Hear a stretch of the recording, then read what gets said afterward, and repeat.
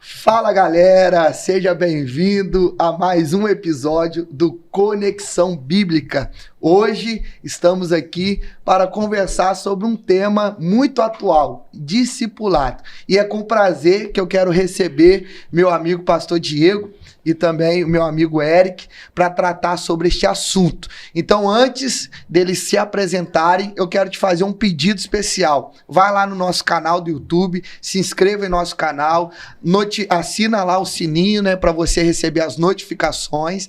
Lá no nosso Instagram também, conexãocast.oficial, para você ficar por dentro de todas as nossas programações e os cortes, né? Porque os cortes são mais visualizados, né? A galera gosta dos cortes, gosta das polêmicas. Então vai lá, acompanhe toda a nossa programação, tá bom? Eu quero passar a palavra ao pastor Diego, logo após o Eric, mas antes de vocês falarem, meus amigos, seja bem-vindo, tá? Um prazer receber vocês aqui pra gente conversar sobre esse assunto. Se apresenta aí pra galera conhecer vocês aí. Vai lá, pastorzão.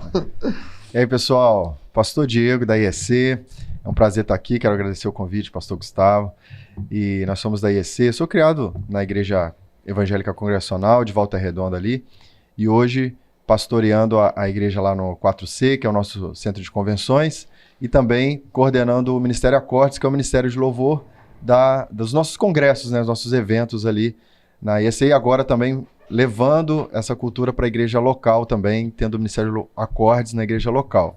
E uma das bandeiras que a gente está levantando nesse novo projeto lá na igreja no 4C é o discipulado, que é o assunto que a gente vai falar aqui, né? Então, temos bastante assunto para falar. É verdade. E aí, Eric?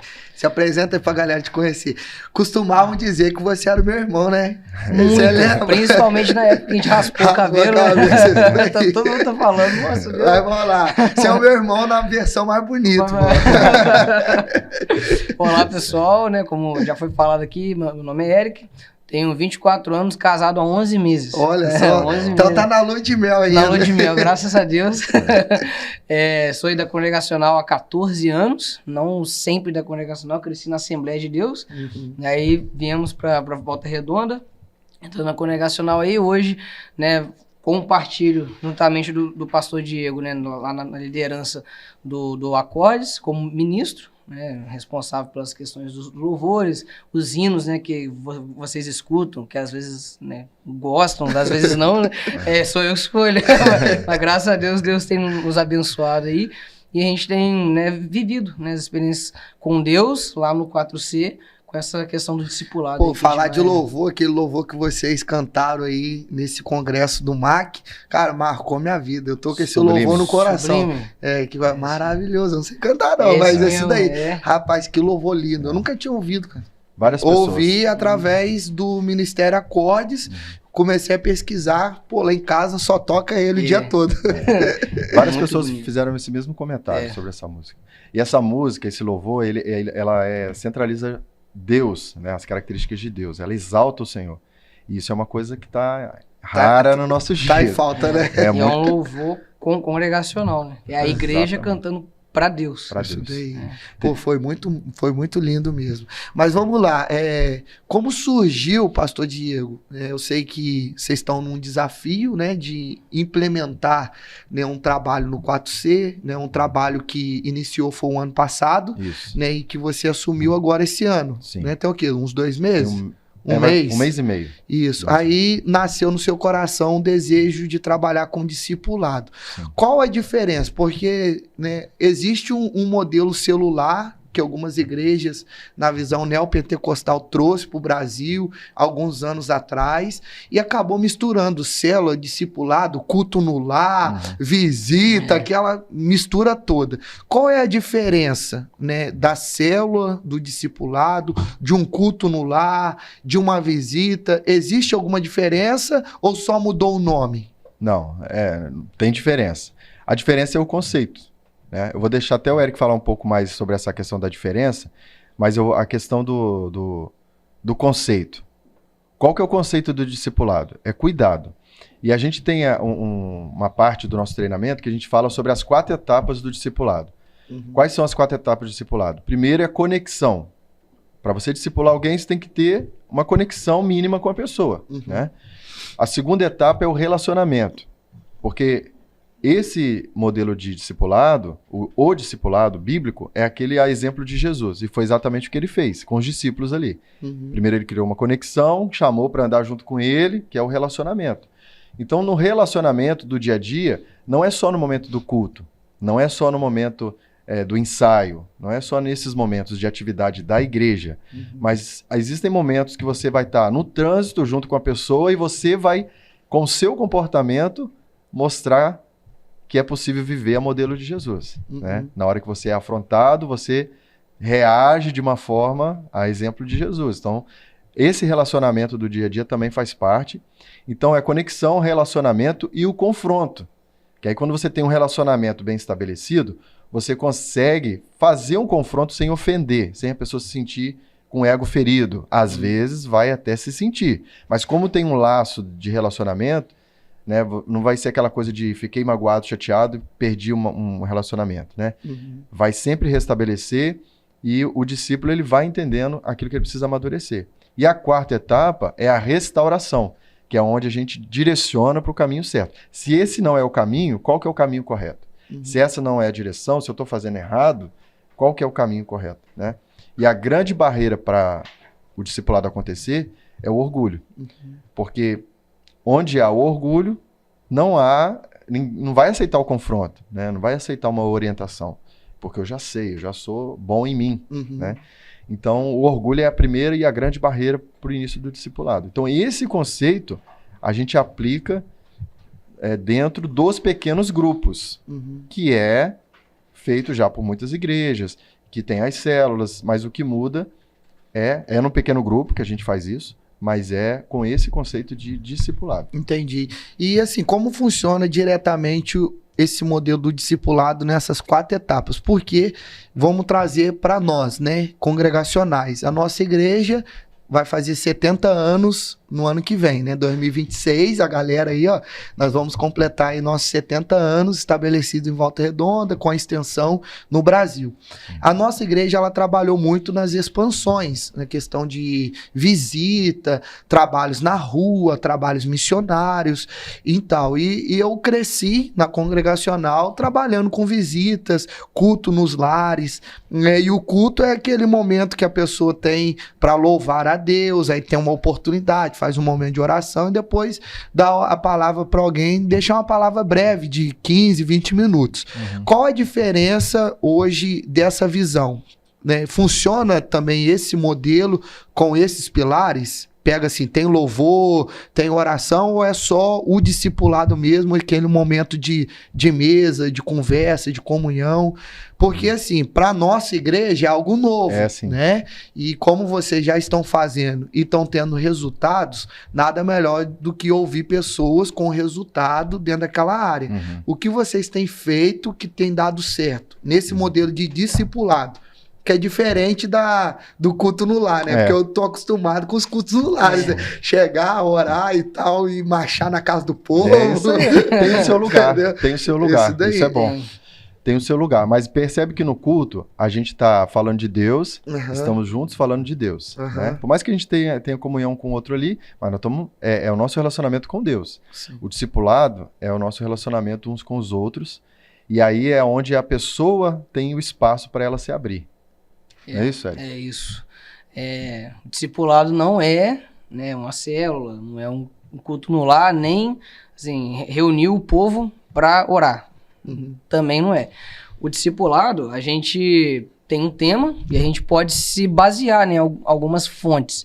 Por exemplo, agora a gente está, né, usando como base, não diretamente, né, mas o livro Sermão da Montanha, a Contracultura Cristã, do John Stott, que é um livro bom, onde ele trabalha o Sermão do Monte.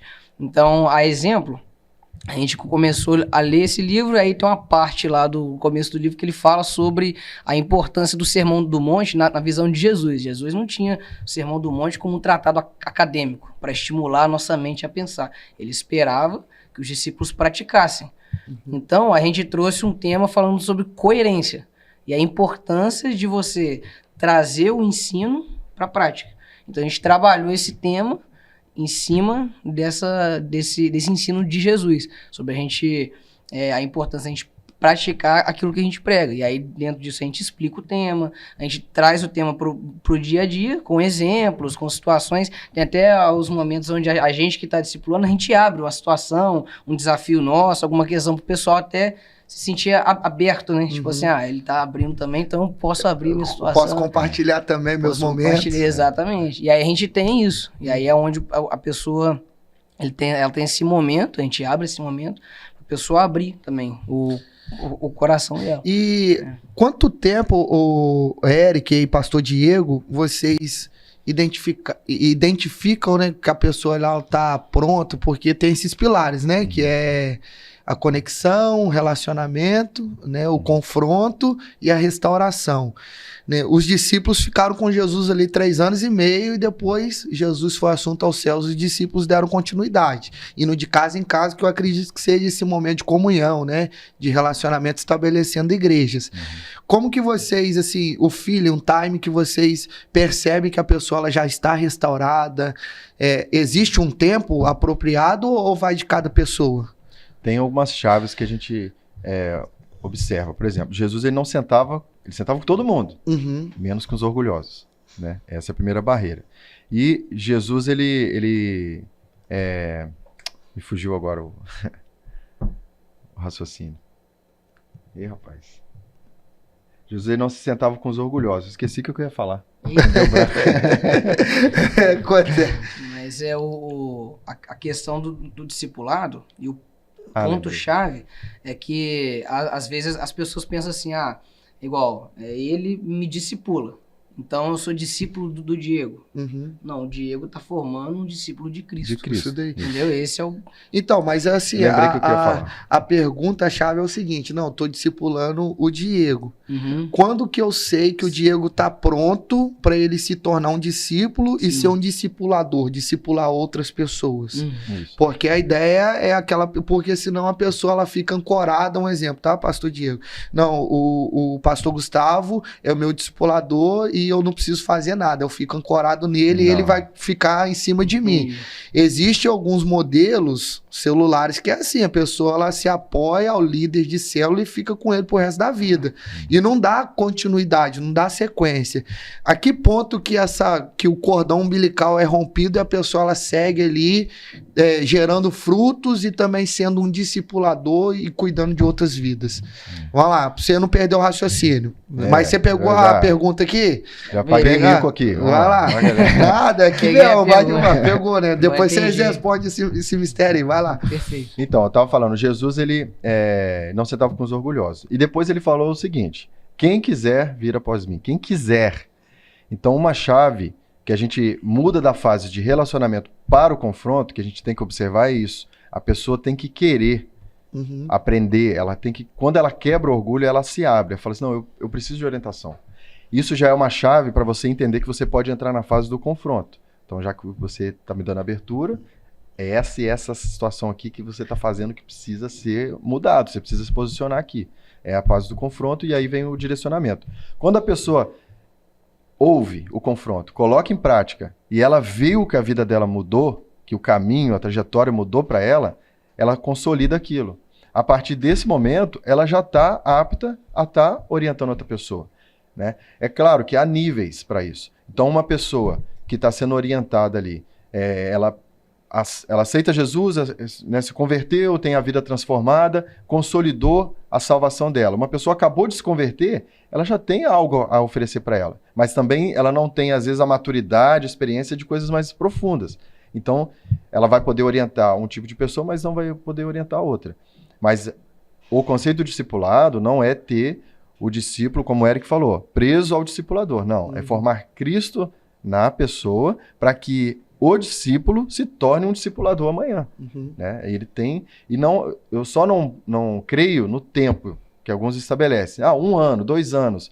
Eu penso que não. Cada um tem o seu tempo de chegar lá. Talvez a pessoa com 2 meses aprendeu, desenvolveu, foi confrontada ali, mudou alguns conceitos, mudou alguns hábitos e ela está restaurada.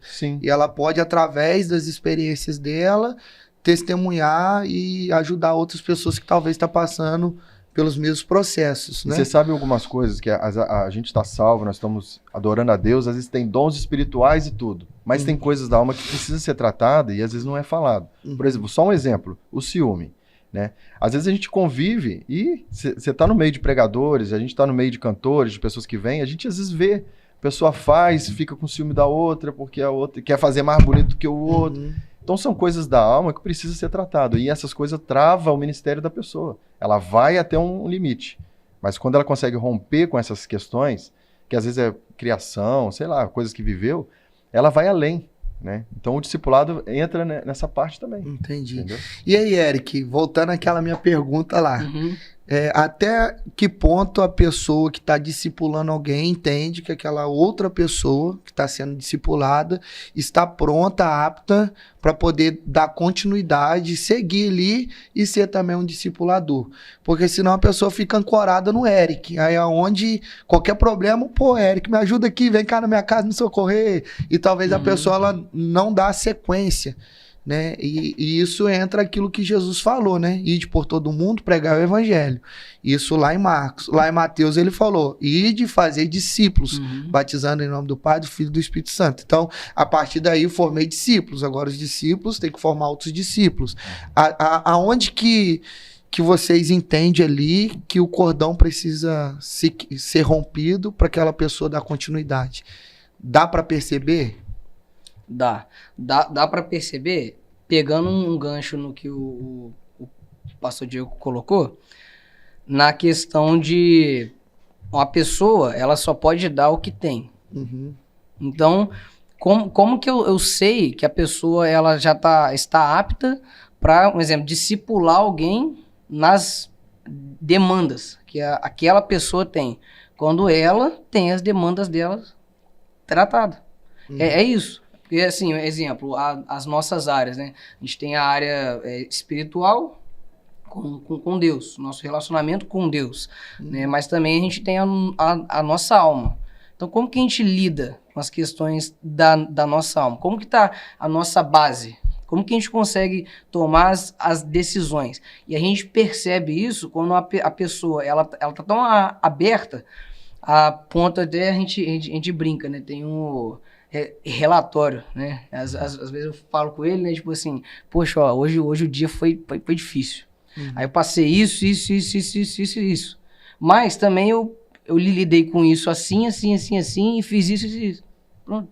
E ele percebeu que eu destravei, entendeu? Então o feeling é esse. O feeling você percebe que a pessoa ela consegue lidar com as demandas dela, entendendo que pode haver alguma coisa nova que ela precise também de ajuda, né? Ela entende que apesar dela estar ali, tipo assim, ela já está madura o suficiente para tocar a vida dela, ela entende que a gente é um corpo, que nós precisamos uns dos outros. E aí é onde a gente passa, vou colocar o quinto passo do discipulado, é que o discipulador ele se torna amigo daquele que tá sendo discipulado. Aí, ao invés tipo assim, de ser uma pessoa que tá lá presa, que tá toda abandonada num canto escuro e tudo, né? É a pessoa que ela já tá apta a ir, mas ela entende, pô, eu tenho um amigo agora. É o que Jesus falou lá em João 15, né? Sim. Aí você tá falando de amizade, Jesus falou, não vos chamo mais de servos,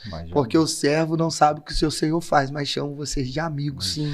Né? Então, o relacionamento dos discípulos com Jesus se tornou tão profundo que Jesus falou, agora vocês não são mais meus servos, vocês são meus amigos. Sim. Esse é o objetivo final do discipulado, não de ter um servo ali que vai fazer só o que você deixa ou não deixa, mas é ter um amigo. Esse é o objetivo final. Então, eu quando acho chega que, nessa fase, pastor Diego, a maior amizade. dificuldade nossa, né? Vou pegar o Eric também, que tem 24 anos, mas que também cresceu na cultura igreja, na cultura instituição. Eu posso falar por mim e você vai concordar. Eu acho que a nossa maior dificuldade era ter os líderes nosso próximo, líderes que eu falo assim, pastores, quem está liderando a igreja como amigos, né? A gente via a liderança muito distante, não tinha aquela abertura de chegar, de confessar alguma coisa, de se abrir, de pedir ajuda, porque era meio restrito esse acesso.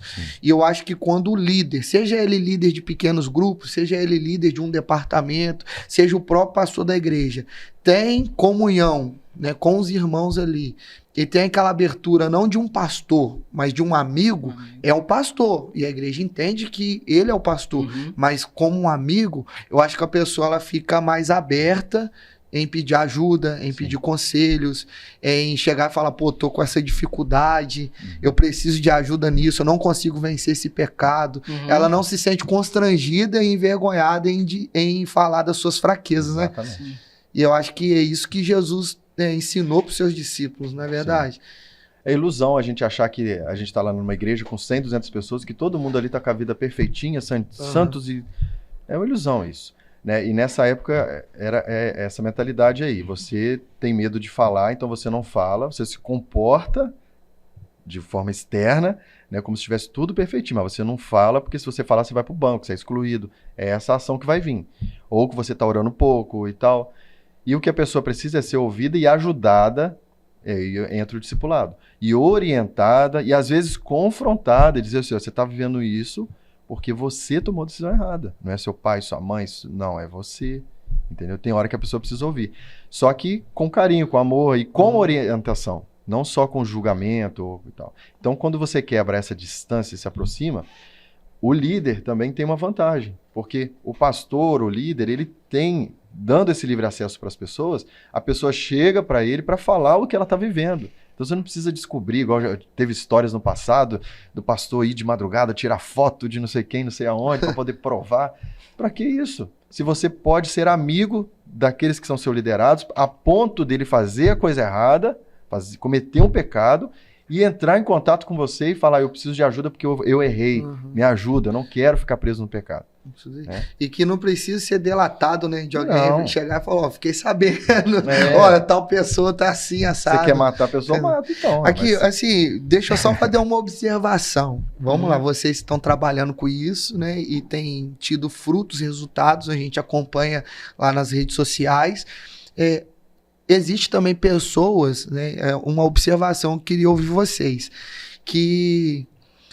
vocês confrontam, dá a direção, olha, faz isso, faz aquilo, aqui tá errado, e essas pessoas não tomam uma posição. O que fazer com essas pessoas? É aquele famoso crente 6 horas, né? Pô, você ora por mim, mas ele nunca ora, ele nunca faz a parte dele. Sim. Entendeu? Quando você descobre, ou você, no momento de discipulado ali, de mesa, dessa conexão, sabe que aquela pessoa, ela precisa tomar uma posição, tomar mesmo, né, uma postura diante de uma situação e ela não faz. Como tratar uma situação dessa? Fica insistindo, sabendo que a pessoa não quer, tá ali, mas não quer, ou descarta e vai pro próximo? Como que vocês tratam casos assim? Porque existem pessoas assim, que se acomodam em situações e não querem mudança, não querem tomar uma posição, querem continuar do mesmo jeito. E querem que vocês façam por eles o que eles têm que fazer, né? O que vocês fazem em relação a esse tipo de pessoas? Porque dos 12 tinha um que não queria, né? Que era ajuda. E aí? Continua se desgastando, porque às vezes você podia estar tratando de alguém, né? Aí vocês perdem tempo, entre aspas, em tratar de alguém que realmente precisa, que quer, se desgastando com uma pessoa que não quer. O que vocês fazem? Um conselho aí pra galera que quer trabalhar com discipulado, né? Vai lá, dá uma dica aí pro pessoal. É um desafio. Você precisa deixar claro para essa pessoa o que ela está fazendo. Deixa claro. Porque assim, qual que é o ponto, né? O ponto não é você trazer algo e tomar a atitude que a pessoa precisa tomar. Mas o ponto é deixar claro para ela. Tem uma pessoa que ela chegou, né, em mim, trouxe uma questão, falou, enfim. E aí eu falei, olha, mas por que você vai fazer isso? Por que você quer fazer isso? Qual que é a ideia de você estar fazendo o que você vai fazer, o que você vai fazer? Aí a pessoa fala, não, mas é porque eu preciso, eu tenho que que tirar as coisas que tá aqui no quarto e pintar e fazer tudo e tal. Eu falei, não, beleza. Fiz uma reflexão. A pessoa, tipo, tem várias outras coisas para ela fazer, mas ela tá pensando uma coisa tão assim, sabe? Naquele momento não faz muito sentido. Mas eu deixei claro para ele, né? E depois de um tempo, e tempo assim, está em agosto, uns 7 meses. 7 meses. Aí eu tive uma outra conversa com essa mesma pessoa, ele mudou de ideia, entendeu? Mas lá atrás eu deixei claro pra ele. Falei, cara, poxa, tem tanta coisa, o que você quer da sua vida? Inclusive uma pergunta muito boa, né, pro discipulado, para você fazer para um jovem, para um adolescente, uma pessoa, é você fazer a reflexão. Como que você vai estar daqui a 5 anos fazendo o que você faz hoje? Né? E aí, às vezes, a pessoa, ela nem sabe, ela nem entende isso. Você mostra pra ela, ó, se você continuar assim, vai acontecer isso, isso, isso e isso. Se você continuar com essas práticas aqui, você vai chegar nesse ponto. Então, o que você pode fazer? Aí você pergunta, você quer chegar aqui no pior estado? Normalmente a pessoa não quer. E aí é onde você começa a tratar, mas a pessoa não quer. Você deixa claro, fala, mas, cara, ok, eu não vou ficar insistindo, você não quer. E eu era assim, no começo do discipulado eu era assim. Ele trazia alguns pontos que eu não queria, eu não mudava não. Entendeu? Eu não mudava, ficava com raiva dele, ficava bravo, falando, não, pra que falar essas coisas, não sei o que, não, vou continuar aqui no mesmo emprego para sempre, sendo que eu posso melhorar, avançar, não, mas vou continuar aqui, não sei o que, tal. Né? E aí ele sempre deixava claro, falando, cara, ó, ok, o que você quer, mas você continuando assim, você não vai mudar, você só vai definhando, entendeu? E aí até que chegou uma hora que eu quebrei a cara, e a gente quebra a cara, quando a gente insiste no nosso erro, né, nossa ideia, que não vai fazer sentido nenhum, a gente quebra a cara, e aí a gente vai com o rabinho entre as pernas, né, rapaz, então, não deu certo não, o que eu posso fazer agora? Aí, então, a gente já conversou sobre isso, entendeu? A minha técnica é essa, ou ouve o conselho e vai pelo atalho, ou quebra a cara e depois vai pro mesmo lugar. E faz, né? Mas é isso, é o que ele falou. Mas assim, eu tô brincando essa questão de quebrar a cara, mas eu não sou de insistir. A gente, se deu abertura, a gente fala, a gente orienta, né? Por que você orienta e dá conselho? Porque você quer o melhor para a pessoa. É um pai e uma mãe. Aí o discipulador precisa ter essa visão também de paternidade, né? De conceito de paternidade. Como que um pai orienta o seu filho? Ele quer o melhor para ele. Entendeu? Não tá ali disputando para ver se vai ser melhor. Não, ele quer que o filho seja melhor do que ele. Né? Então, quais são os conselhos e orientações? Agora, a pessoa pode estar não ouvindo a orientação por 2 motivos. Pelo orgulho, que a gente falou, que é o bloqueio. Tipo, eu sei o que é bom para mim, amém, tudo bem. A gente tem que respeitar, né, o espaço das pessoas. E por folga, como você falou. Não quer orar, não quer ler, então lê para mim, me explica, ora para mim, resolve para mim. O discipulador nunca tem que resolver as coisas que é para a pessoa resolver. Você dá orientações, você ora, você faz até propósitos juntos, né? Como a gente fez e viu o resultado assim no primeiro dia já, na questão de trabalho, né? Emprego, né? Então, assim, você vive experiências com Deus, mas a pessoa vai fazer propósito, tem que ser junto. Você vai orar, tem que ser junto. Vou contar uma experiência e vai concluir já. Mas nunca assumir e fazer, porque senão cria dependência. Isso daí. A gente não está para criar dependência, né? E não tem que ser uma cópia do discipulador. Então, eu tenho um jeito, por exemplo, falando de louvor, eu tenho um jeito de ministrar, um jeito de me comportar no meio do louvor. O Eric tem outro. Eu não posso matar o jeito que Deus fez ele para que falar, não, você tem que ser igual a mim. Né? Não, é a autenticidade dele. E aí com a minha experiência, eu identifico o que está talvez bloqueando ele de ir além do que ele já foi até hoje. Mas para que ele seja do jeito dele, ministre da forma dele, não do meu formato, entendeu? Porque o padrão é Cristo, não é o discipulador. O que você falou aí de pessoas fazerem propósito junto, eu tenho uma experiência. Deixa eu olhar para a câmera. Rapaz, teve uma irmã, vou contar aqui. Ó, irmão, pastor, tô passando uma luta e tal. Falei, amém, mano, nós vamos orar. Ó, Deus vai resolver esse problema. A senhora crê? Crê. Então, pela fé, a gente vai entrar num propósito. 7 dias de oração à meia-noite. Vamos começar a partir de amanhã. Tudo certo? Tudo certo. 7 dias de oração meia-noite. Beleza? A gente vai orar especificamente em cima desse propósito. Primeiro dia, deu meia-noite, eu mandei uma mensagem pra ela. Irmã, tamo aí, vamos orar, hein? Ela lá na casa dela, eu na minha casa, junto com a Carol, minha esposa, vamos orar. Beleza. Ela respondeu 10 minutos depois. Né? Oramos. No outro dia, eu mandei a mensagem, a irmã não respondeu. Aí eu encontrei ela na igreja e falei, irmã, a senhora não respondeu a mensagem, a gente tá no propósito. Ô, pastor, desculpa, aquele dia eu dormi. Falei, irmã, a partir de hoje a senhora ora sozinha, tá? Eu não vou orar junto com a senhora, não vou entrar nessa guerra, não. Eu tô orando aqui, a senhora tá dormindo. Aí fica fácil, né? Aí, a senhora quer que eu faça o quê? Eu acho que a pessoa mais... mais com vontade de ver o negócio acontecer é quem tá na situação. A gente tá aqui como apoio, né? Como suporte. Então, ela tinha que ser a pessoa mais responsável em assumir o compromisso dela. Falar, ô pastor, tô aqui, o senhor tá aí. Ela que tinha que me cobrar pra estar orando junto com ela e não ao contrário. Exatamente. Eu falei, não tem como não. Aí fica fácil demais, né? E você tá discipulando, ensinando a pessoa uma independência. Pra ela recorrer ao Senhor, né? Ter Isso daí. Já teve algumas experiências assim no momento de discipulado de vocês aí?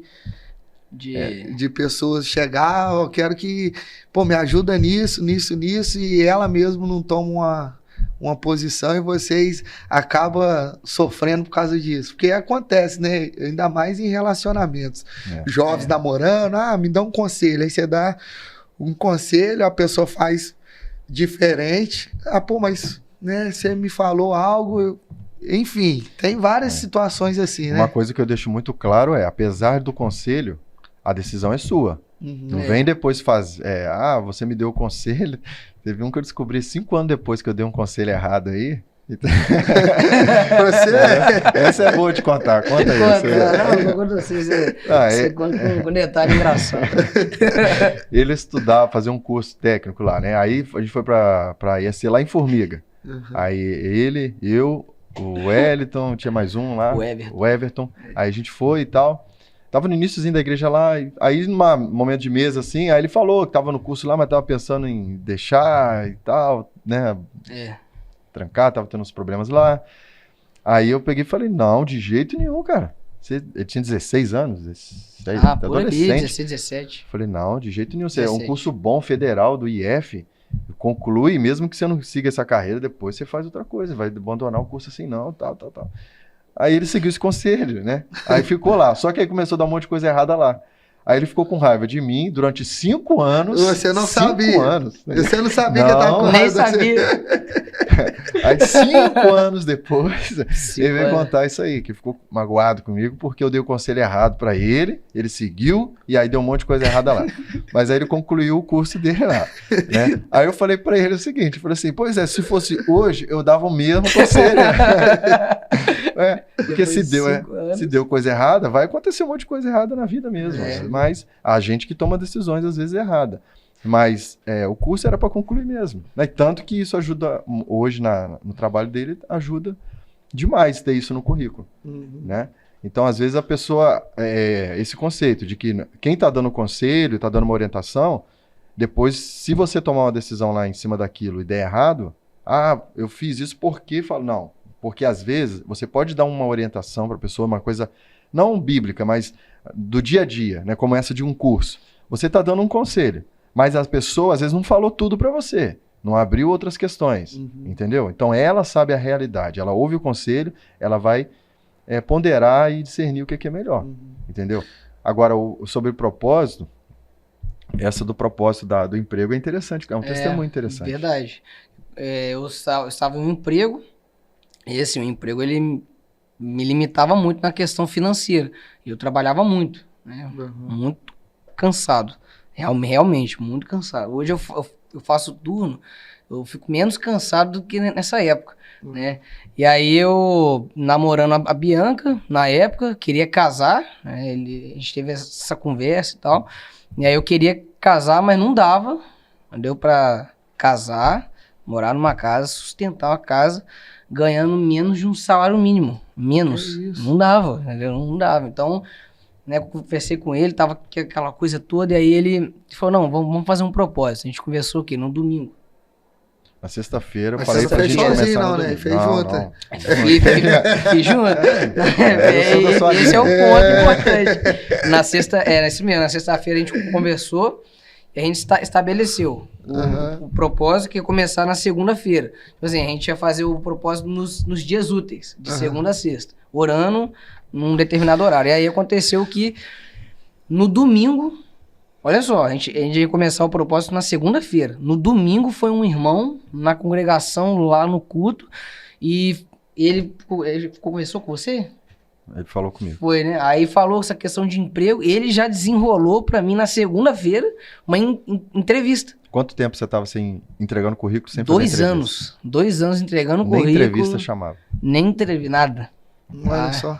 Aí Foi dia, propor o propósito de oração primeiro dia. Nem primeiro, que ia começar na ia segunda. começar na segunda. Na segunda eu já fiz uma entrevista. Olha só. Né? Aí fui lá, fiz entrevista, só que aí acontece. Eu ia ficar sem ir aos cultos. Aí eu fiz lá a entrevista, a mulher gostou, falou, não, a gente quer você pra essa vaga aí. Eu falei, então, mas tem um problema. Né, eu tô fazendo uns cursos e tal, coloquei a situação pra ela, tem um culto na igreja e tal. E a folga era só na segunda-feira. Olha só. E eu ia trabalhar tarde e noite. Aí igual até, né, que você tava conversando com a gente. Aí ela foi e falou, então, a gente não pode, não tem como mudar isso daí. E eu precisava do trabalho. Neguei o emprego. Olha só. Eu falei assim, ó, obrigado, né, mas eu não vou aceitar porque vai me prejudicar demais. Ia mesmo, na época eu tava fazendo um seminário, não ia conseguir mais acompanhar as aulas, ia faltar culto, aí pra mim ia ser ruim, né. Aí eu coloquei nas mãos de Deus. Numa quarta-feira, Deus deu uma palavra pra ele, né, que Deus me deu a bênção, né, abriu a porta, era o meu Isaac, né. Só que eu ofereci no altar porque ia me prejudicar na meu relacionamento com Deus, né? Nessa questão de culto e tal. E aí Deus liberou uma palavra, que já tinha preparado algo melhor. E aí foi nessa época aí, algum tempo depois, não me lembro exatamente quanto tempo, mas foi rápido. Na sexta-feira da mesma semana do propósito, a CBSI já te chamou pra entrevista. A CBSI me chamou pra entrevista, fiz entrevista e fui. Aí no último, fiz tudo, exame, tudo. Aí quando só faltou a mensagenzinha deles, né? Tipo assim, você começa no dia tal. Eles não enviaram a mensagem. Olha só. Aí eu mandei mensagem pra eles, né? Que eu tava interessado na vaga e tal. E eles falaram, então, a gente teve que cancelar aí. Você não vai mais entrar agora, mas a gente vai deixar seu currículo no banco de dados. Rapaz, eu fiquei bravo, tá? Fiquei triste. A aflição. Falei, rapaz, querendo logo. E eu já tava noivo. O ponto, o X é esse. Eu tava noivo, ganhando menos de um salário mínimo e, tipo assim, a gente marcou a data do casamento um ano depois. E passando os meses, passando 1 mês, 2 meses, 3 meses, eu falei, meu Deus do céu, aí veio o emprego nas Amix. Né? Aí pra mim, naquela época, foi uma benção. Eu conseguia estar no culto, conseguia estar em tudo, ensaio, congresso e tudo, graças a Deus, e consegui ir preparando as questões pro casamento até que chegou em agosto. Dia 13 de agosto, eu comecei na CSN. 13 agora? Vai fazer um ano. Vai fazer um ano agora. Ah, do ano passado. Do ano passado, ano específico. É engraçado no cartório. É verdade. Arrumando as coisas, documentação pra casar, a CSN mandou mensagem. Eu arrumando lá, aí eles mandaram assim, ó, você tem 1 hora pra enviar todos os documentos. No balcão do cartório.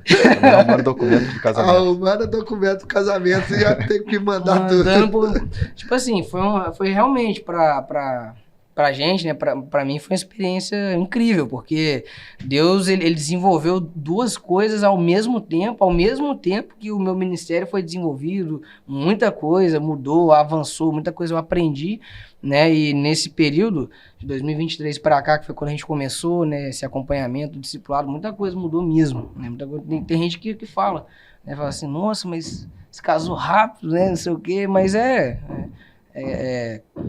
a gente serve um Deus que vai muito além do que ele faz, coisas que a gente nem menciona, né? E aí a gente se limita pela experiência, pelo lugar que a gente tá, mas aí quando vem alguém e mostra que existe um caminho que Deus pode fazer muito além, aí a gente aceitando, né? A gente vai e... É porque, na verdade, o discipulador, né, pastor Diego, é aquele cara que tá do lado de fora. A gente pode dizer assim, eu gosto de futebol, já joguei bola um tempo, né? Acompanho alguns jogos, né? Não mais no brasileiro, porque o meu time tá ruim, né? Mas os times europeus aí.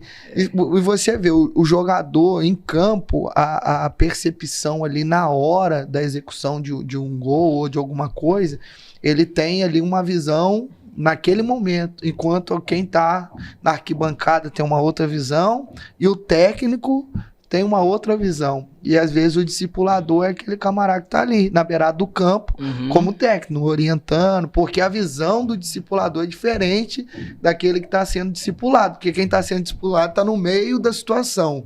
E o discipulador tá olhando por fora, né? Ó, talvez se você fazer isso vai ser melhor e tal. Só que aí tem que tomar um cuidado, né, pastor Diego? Porque às vezes o discipulador, ele quer entrar na situação e querer colocar a opinião dele, né?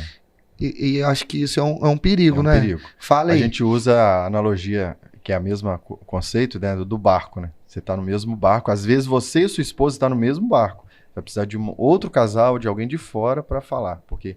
Se o barco tá furado, tá afundando, você não tá vendo onde tá o furo. Quem tá no outro barco, olha, consegue ver.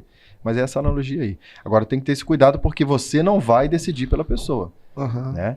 As decisões é da pessoa. Mas você pode fazer um propósito junto. Você pode dar um conselho. Ó, se você for por aqui... Às vezes o conselho ele vem com 2, 3 direções. Você pode, essa situação... Igual, né, alguns assuntos que precisam você tomar uma decisão. Não tem decisão certa ou errada. Mas tem qual o caminho que você quer trilhar. Você quer ir nessa direção? Você toma essa e essa decisão, porque aí você vai conseguir chegar lá. Não, você não quer ir nessa direção, você quer ir nessa, aí é outras decisões. Entendeu? Então pensa bem para onde você quer ir. Esse é um perigo desse tipo de trabalho, né? Se a gente não tiver a direção do Espírito Santo e entender que você não é dono da pessoa, não é servo, mas é amigo, né? Você não é dono da pessoa, você não tem que tomar decisões pela pessoa, você não tem que se responsabilizar por aquilo que é responsabilidade da pessoa. Se a gente não ter isso bem definido, é melhor nem começar um discipulado. Entendeu? Porque primeiro que é impossível controlar o comportamento das pessoas. Você vai se frustrar, entendeu? Então, esse conceito é importante estar bem estabelecido. E já teve algumas experiências nesse momento de discipulado que pessoas compartilharam, que foi marcante para eles? Vocês podem compartilhar aí nesses momentos, até para a galera saber como é que funciona. Sim. Quando vocês vão fazer o discipulado lá, como que é o modelo prático? E as experiências assim que as pessoas compartilham no momento da conversa, pessoas que foram tratadas em algumas áreas específicas, compartilhem com o pessoal aí, para eles saberem como funciona, né? Porque alguns pastores que estão nos ouvindo, até amigos, líderes, né, de pequenos grupos, talvez vai pegar essa ideia para colocar em prática. Mas aí tem que ter esses cuidados, né? Como que vocês fazem no dia a dia? Sim, eu vou usar um exemplo.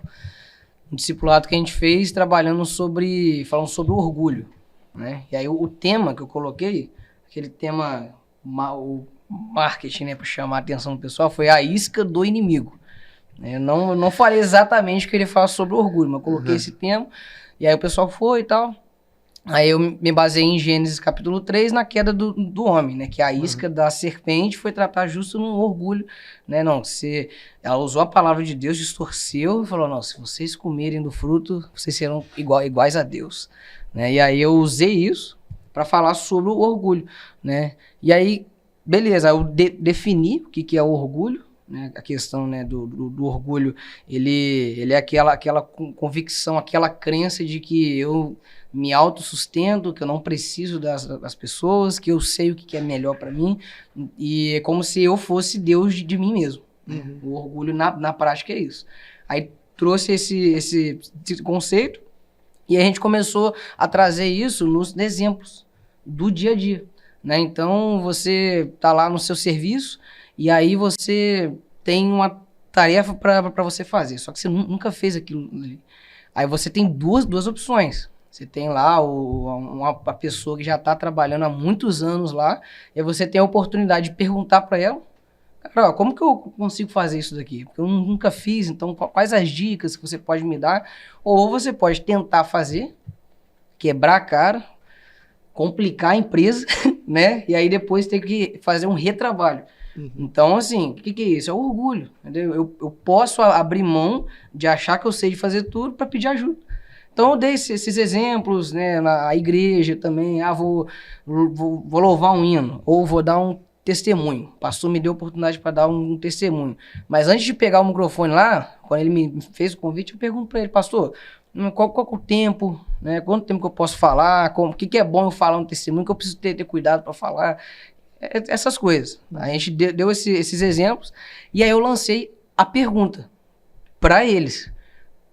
Qual exemplo do dia a dia de vocês, né? De coisas que vocês fazem na igreja, no trabalho, na rua, resolvendo as coisas, no relacionamento familiar? Como que é isso? Vocês têm essa dificuldade com orgulho? Vocês têm essa complicação com isso? Aí teve uma irmã que ela abriu a situação dela. Ela falou que sim, que ela era de uma igreja, onde ela teve um desentendimento muito forte com uma irmã lá, e ela pegou raiva daquela irmã, ela não falava, não olhava na cara da irmã, nem cumprimentava ela. Olha só. E aí ela abriu isso. E aí ali, ela abrindo isso, eu pude dar uma orientação, né? Eu falei com ela, eu fiz o confronto, né? Eu falei com ela, olha, mas não é isso que Deus chamou a gente. Deus não chamou a gente para isso. Perdoar as nossas ofensas, a gente ora a Deus como nós perdoamos as ofensas dos outros. E a Bíblia nos chama para viver em comunhão, em amor fraternal. Então, a falta de perdão, ela pressupõe o orgulho, né? E o perdão, ele pressupõe o coração quebrantado. Aí falei isso com ela entendeu, recebeu, né? E aí isso foi numa sexta-feira, o discipulado. No sábado, no dia seguinte, teve o pós-remac. Foi a glória, né? Foi bênção demais. E aí essa irmã, ela encontrou com a irmã que ela tinha raiva. Ela viu ela lá. Acho que Deus colocou no caminho. Já colocou no caminho. Vamos ver se ela vai colocar em prática. Em prática. Ela viu a irmã, ela pensou, lembrou do discipulado, falou, nossa, o Eric falou aquele negócio lá, não, vou lá nela. Foi lá nela, pediu perdão pra ela, abriu o coração, elas abraçaram, choraram junto. E pronto, ali elas restabeleceram um vínculo. Olha aí no domingo ela chegou em mim, essa irmã e falou, Eric do céu, deixa eu te contar, que eu aqui que benção, que é discipulado de sexta-feira, eu abri aquela questão lá, ontem eu encontrei com a irmã e tive a oportunidade de colocar em prática já. E graças a Deus... Foi restaurada ali, foi tratado esse ponto. Só pra gente fechar, também teve um outro exemplo de uma irmã também que estava nesse discipulado de grupos.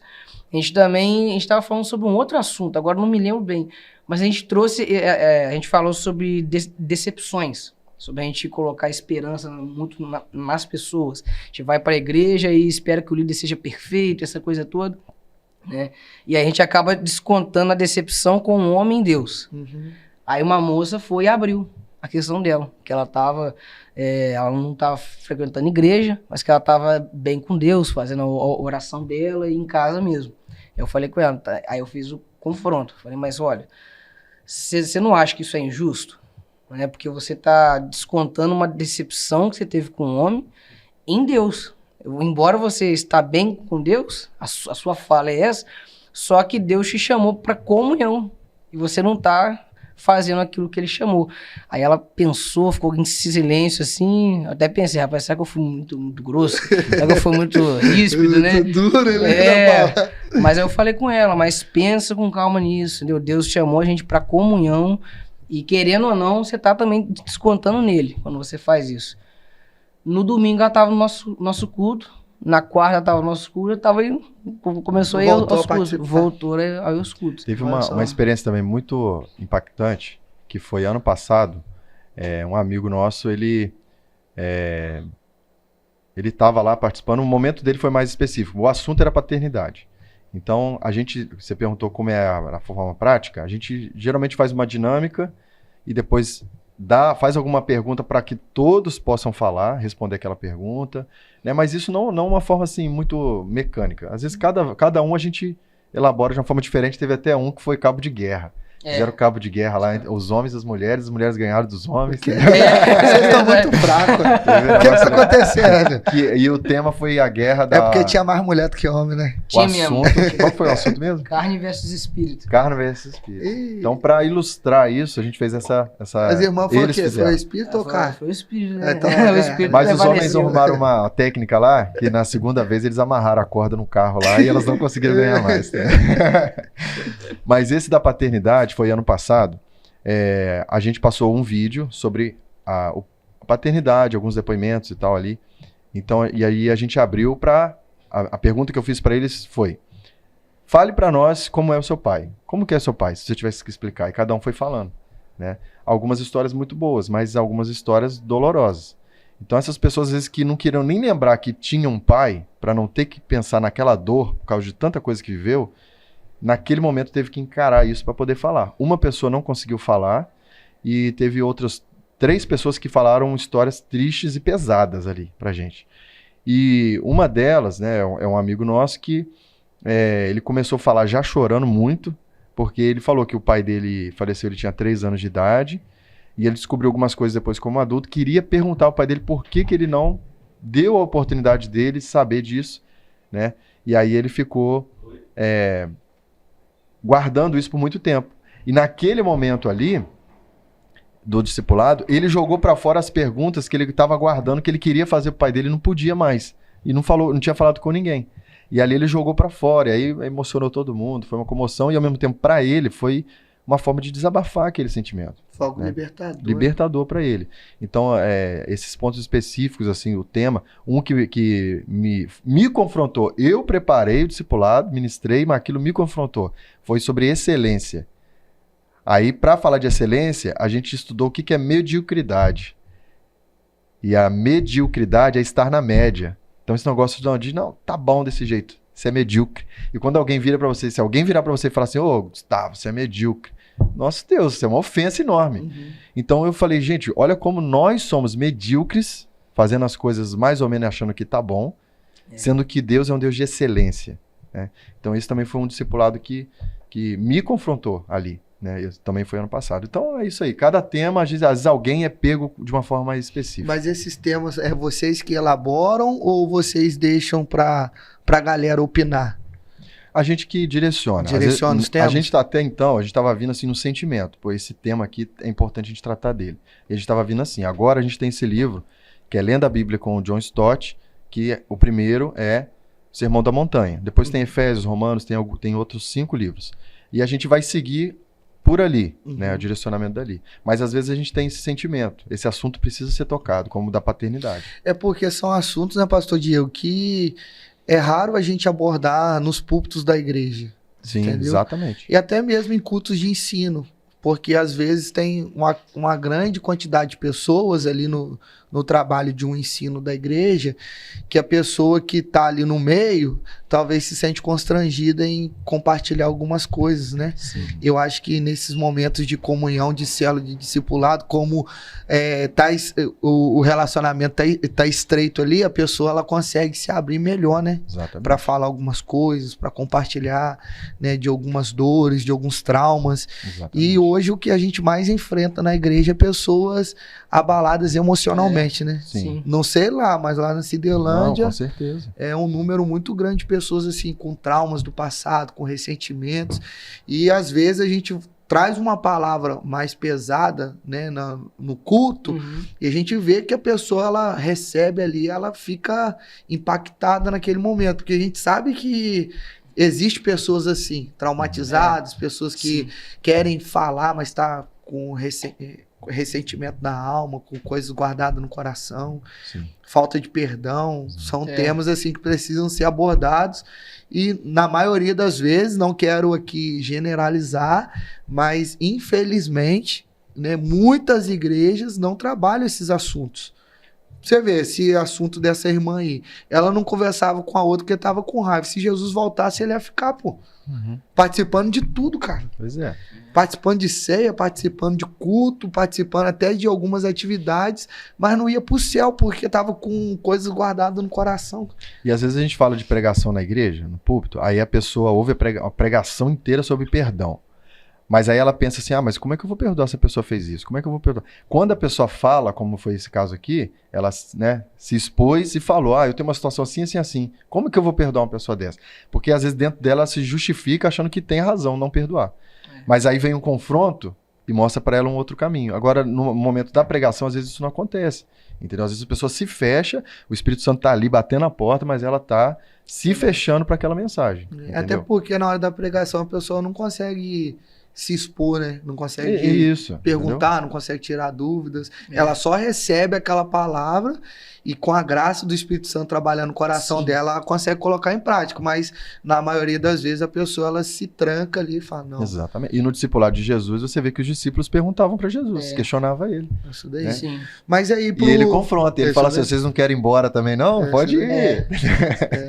É igual aquela... Tem uma passagem também que me chama a atenção, né? Que João e Tiago pegou um rapaz que não era um dos 12, estava expulsando demônios lá, curando, aí João e Tiago disse, manda ele parar porque ele não faz parte do grupo. Aí Jesus falou, né? Melhor aquele que está conosco do que contra nós, então deixa ele. Você vê, Jesus vira e mexe, batia nos discípulos, né? Sim. Pedro apanhava direto. Ô Pedro, tu me amas mesmo, Pedro? Tem certeza? Te amo, senhor. Me ama mesmo, Pedro? Mas assim, pra galera que nos ouve, a gente, aí as horas vão embora, a gente começa a esquentar agora que os assuntos começam a borbulhar, né? O negócio começa a ficar bom, as horas vão embora. Mas assim, pra gente caminhar pro final, qual é o conselho que vocês dão para os líderes, para os pastores que querem trabalhar com pequenos grupos, tá? Não é célula, é discipulado. Célula tem como propósito fazer um crescimento, multiplicar, né? Sim. Multiplicação das células. Discipulado é um cuidado pessoal, é um trabalho mais próximo ali de relacionamento e que leva tempo, né? Foi 3 anos e meio os discípulos andando com Jesus, até Pedro largar a espada. Então leva um tempo. As pessoas querem resultado de forma imediata, né? E eu acho que é um trabalho que muitos líderes não querem fazer, que é o trabalho do discipulado, porque dá trabalho. Né? O trabalho do discipulado dá trabalho. Mas qual é o conselho que vocês dão para a galera que está nos assistindo aí, que vai nos assistir e que despertaram para esse propósito? Fala aí com a galera aí. Eu penso assim, para os pastores, eu penso que os pastores devem fazer o discipulado com seus líderes, os líderes de ministério. Não tem como fazer com toda a igreja, não tem. Então, eu penso que o pastor deve chamar os seus líderes, mas não para uma reunião para decidir como vai ser o tema da festa, quem vai ser o pregador, tarefas, não. Para esse tipo de assunto. Reúna a sua liderança e comece a conversar sobre a Bíblia, sobre essas questões práticas, né? A frequência desses encontros vai fazer com que eles tenham liberdade para se expor, né? E o que eles vão vivenciar junto com o pastor, eles vão replicar com seus liderados. E os líderes de ministérios, falando da estrutura da nossa igreja, precisam olhar para os liderados mais como ovelhas, como se eles fossem pastores daqueles liderados ali, para que eles possam olhar com o cuidado, com a responsabilidade da alimento espiritual, direcionamento espiritual, mais do que vamos organizar um evento, vamos organizar um churrasco, vamos ensaiar para cantar, mais do que tarefas, entendeu? Cuidado com a vida das pessoas. Esse relacionamento é a mesma questão que eu falei dos 4 etapas, né? É a conexão, relacionamento, aí você tem liberdade para confronto e redirecionar a pessoa. Mas primeiro é criar esse relacionamento, que às vezes você está na mesma igreja a vida inteira, mas você não sabe nem qual a aflição que seu irmão do lado está passando, mas você está ensaiando a música, fazendo a mesma voz que a pessoa, mas você não sabe a aflição que a pessoa está passando, né? Então, e aí comunhão é isso, é comer do mesmo pão, sentar à mesma mesa e conversar e ter essa liberdade, né? E aí, Eric? Conselhos, tem mais alguma coisa para acrescentar aí? Já falou quase tudo, né? Quase tudo. Mas só para a gente até pegar esses conselhos e fechar com um exemplo, né?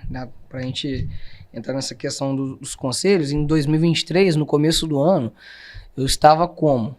Eu estava... Eu falo isso, uma vez eu falei, a Kézia, né, que prega, e ela ficou assim, não é possível, eu nem imagino você nessa situação. Eu tava depressivo, parado, estagnado totalmente, e quando eu falo assim, depressivo, é depressivo mesmo. e veio da época da pandemia, que a gente ficou sem culto, eu não saía de casa, literalmente. Até depois ainda eu fiquei aquela coisa, bem mal mesmo. O IFRJ ficou uma pendência para trás, eu quase perdi o curso técnico e o ensino médio, que eu fiz por 3 anos e meio. Eu ia perder, né? E aí ele foi um dia, aí ele descobriu essa questão do IFRJ, aí ele me chamou para ter uma conversa, aí foi quando eu abri isso para ele. Aí ele teve essa noção, né? Tipo assim, caraca, eu convivo com o Eric já tem um tempo, canto com ele no Ministério de Louvor, mas não conheço ele. Né? E às vezes a pessoa que está do seu lado, né? Às vezes um oficial mesmo, um obreiro, às vezes ele está numa situação parecida, mas a gente não sabe. Então, assim, com relação ao discipulado, um conselho, né, essencial é a gente entender que o discipulado é uma ferramenta que Deus usa através de nós para tratar questões pontuais. E a chave é essa, porque às vezes a gente prega, a gente leva um assunto e prega e com a graça de Deus, igual você falou, a pessoa vai, leva isso para a vida dela.